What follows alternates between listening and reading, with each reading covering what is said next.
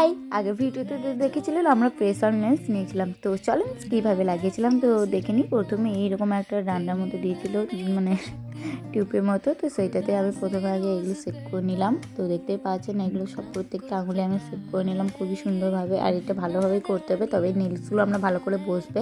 তারপর ফাইলের আমি সব নখগুলো আস্তে আস্তে ফাইল করে নিলাম ভালো করে। এইটা করলে তবে আঠার যেটা আছে সেটাও খুব ভালো করে বসবে।